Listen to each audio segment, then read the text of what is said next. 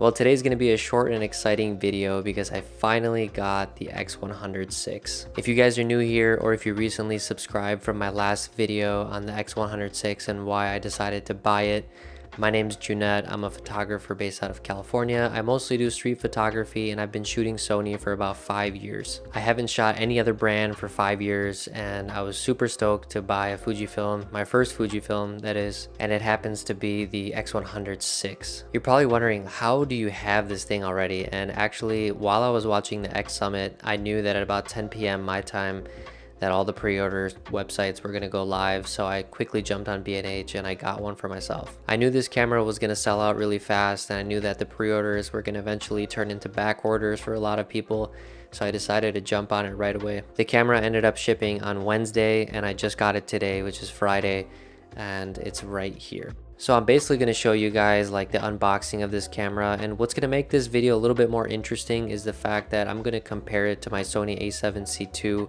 And that's what a lot of my videos are going to be in the future, because you know, I come from the Sony ecosystem, and it might be really interesting to see my thoughts on the Fujifilm X100VI in comparison to others, because I am not sort of biased towards Fuji. Like I said, it's going to be a pretty short unboxing. I'm not going to make it boring, and we're just going to go over like the most important things. So here it is, guys, the infamous Fujifilm X100VI.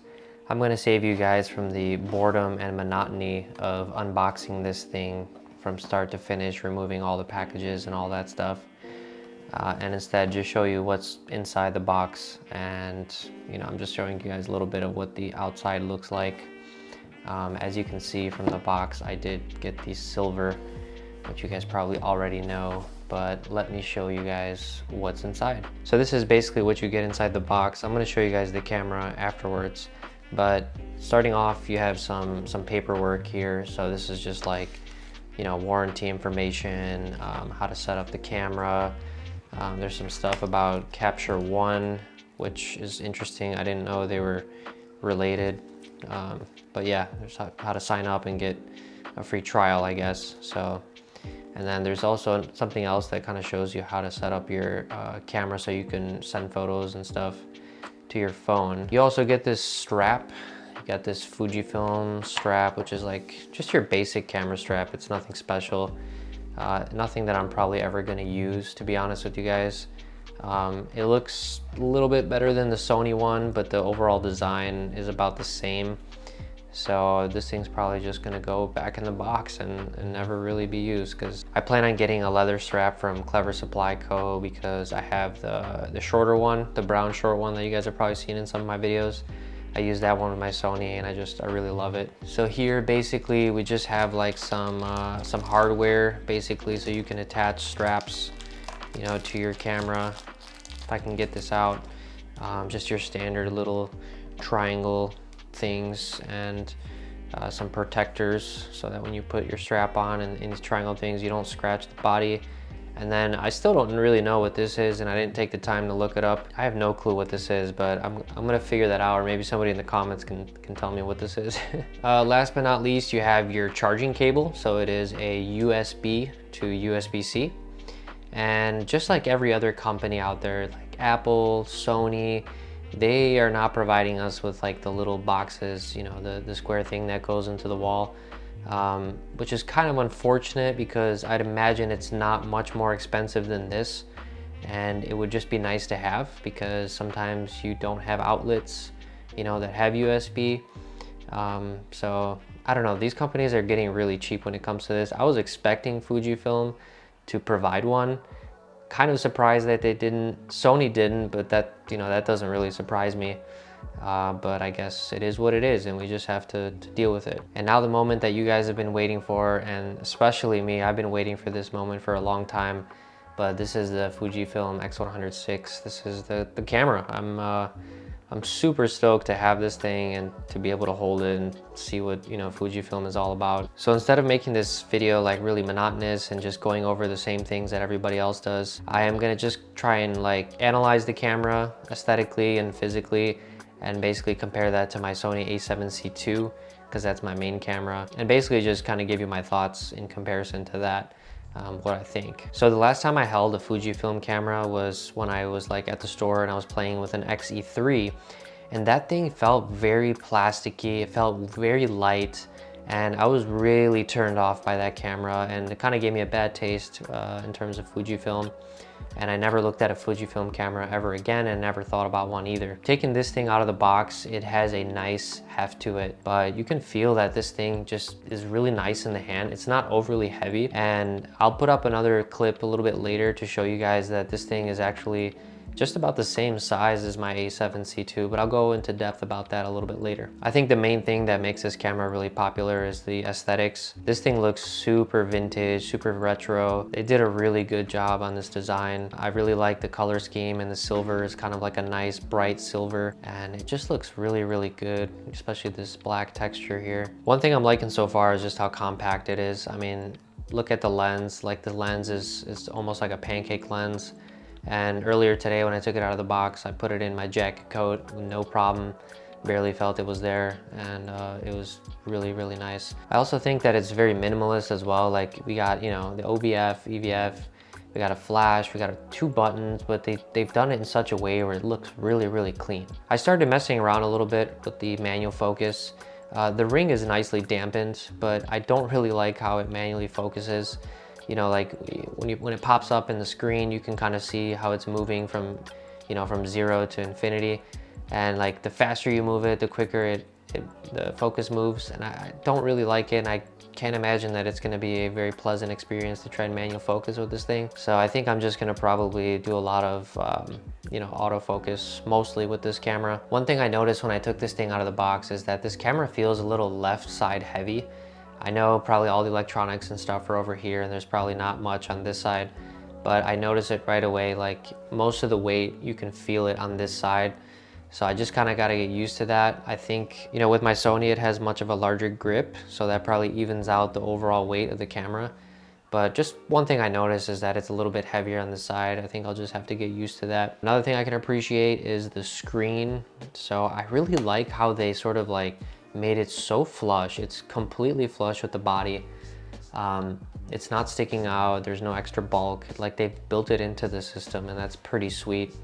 However, you know, I think I'm gonna have to get some kind of screen protector for this thing, because I'd imagine, you know, putting this thing inside bags and inside coat pockets, that there's a chance that this gets scratched up just because it's always exposed.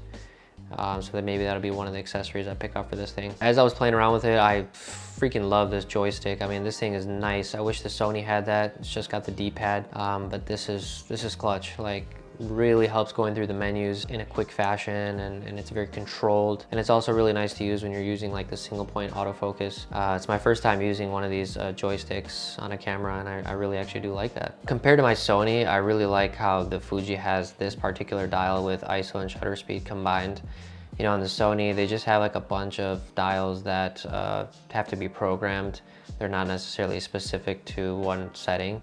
So like on my Sony, I have this one programmed to exposure compensation, and then I just have like the wheels, you know, to do everything else like shutter speed and whatnot. But surprisingly, like, this has all the wheels that you need, plus these specific dials and stuff. So really, really smart and minimalistic, honestly. Now, here's the one thing that I kind of have a little sort of issue with. And, you know, I have big hands, like I've probably said 1,000 times in my previous videos. This thing doesn't really give me enough room. Like, I feel comfortable holding it like this. I can manage, you know, 3 fingers comfortably. So I feel really cramped when I'm holding this thing. So this is kind of how I have to hold it. And you can tell like how cramped my hand feels. I think maybe one of the base plates from SmallRig would maybe give me a couple extra millimeters. I'll show you guys after this, like, how similar this looks to my Sony. And by putting that base plate on the Sony, it felt really good. But I'm still trying to get used to like that left-sided heaviness plus like lack of grip for my big hands. So I'm just gonna try and figure that out. I have so much to say about this camera because I've been kind of playing around with it in my apartment.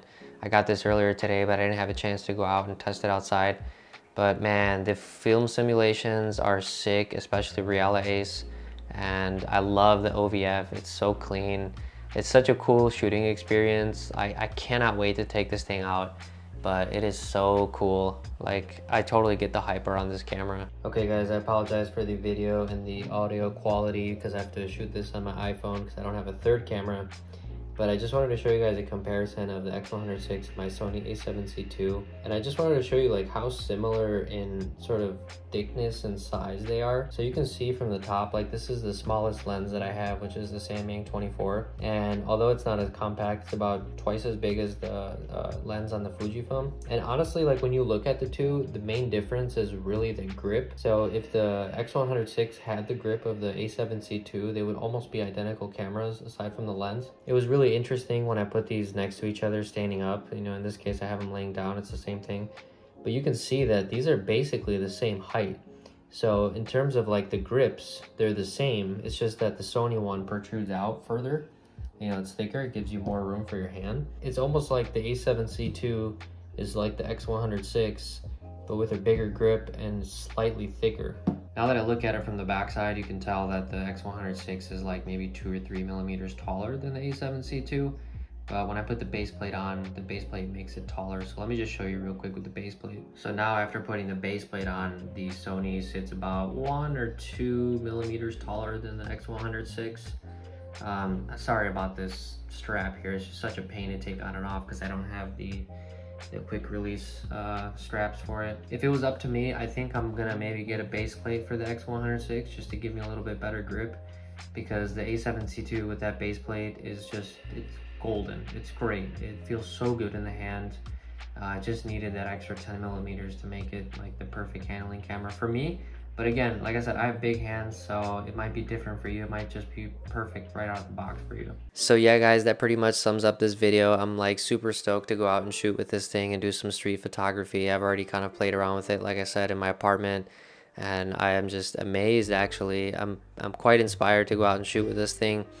I don't know if this thing was worth $1,700 because when I hold it next to my Sony, there is a difference that can be felt there. You know, I feel like this camera could have been priced a little bit cheaper, but you know, that's for another story or another video. But that doesn't really matter at this point because I have both now.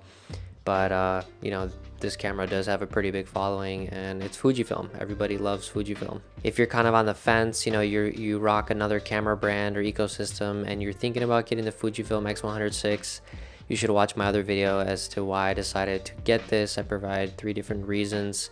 And if you're stoked to see me shoot with this thing, I would stay tuned and subscribe because I plan to take it out and do some street photography. And the first thing I'm going to do is bring this out to the coast and just put on the Reala Ace Fujifilm simulation, because the colors out of that, it looks so good. I am like so stoked to go out and shoot. I really hope you guys like this video. Smash that like button if you can, and if you're really stoked about this camera like I am, make sure to hit subscribe so that you can see me take this thing out into the streets. As always, guys, get out there and shoot. I hope you have a fantastic day, and I'll see you in the next video.